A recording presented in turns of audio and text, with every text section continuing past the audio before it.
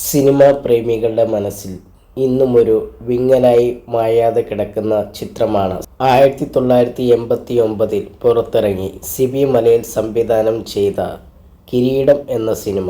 മാന്ത്രിക എഴുത്തുകാരനായ ലോകിദാസ് എന്ന പ്രതിഭയുടെ കയ്യൊപ്പ് പതിഞ്ഞ ഈ ചിത്രം ഒരുക്കിയത് കേവലം 25 ദിവസം കൊണ്ടാണ്. ഈ ക്ലാസിക് ചിത്രത്തെക്കുറിച്ച് ലോകിദാസ് മുമ്പ് പറഞ്ഞ ചില കാര്യങ്ങളാണ് ഇപ്പോൾ സോഷ്യൽ മീഡിയയിൽ ചർച്ചയാകുന്നത്. അമൃത ടിവിയിലെ സംഗീത സംഗമം എന്ന ചാറ്റ് ഷോയിലൂടെയാണ് ലോകിദാസ് ഈ കാര്യങ്ങൾ വെളിപ്പെടുത്തിയത്. എൻ്റെ ജീവിതത്തിൽ ഞാൻ ഏറ്റവും വേഗത്തിൽ എഴുതിയ തിരക്കഥയാണ് കിരീടം.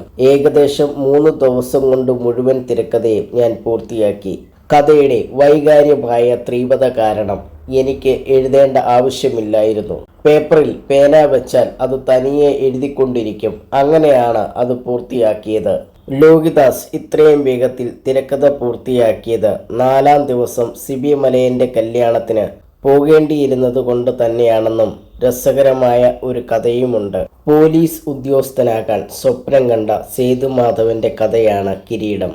പോലീസ് കോൺസ്റ്റബിളായ അച്യുതൻ നായരുടെ മകനായി സേതുമാധവന്റെ ജീവിതം കീരിക്കാടൻ ജോസുമായുള്ള ഏറ്റുമുട്ടലോടെ മാറിമറയുന്നു.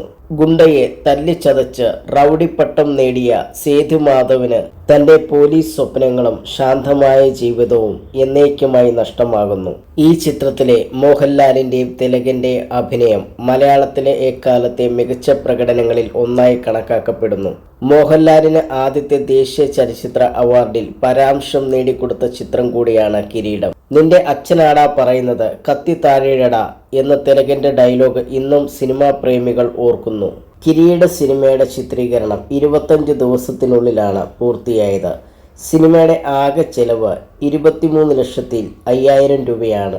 ആ കാലയളവിൽ 4-5 ലക്ഷം രൂപ പ്രതിഫലം വാങ്ങുന്ന മോഹൻലാൽ നിർമ്മാതാവായ എൻ രാമകൃഷ്ണനുമായുള്ള സൗഹൃദം കാരണം 4 ലക്ഷം രൂപ മാത്രമാണ് ചിത്രത്തിനായി വാങ്ങിയത്.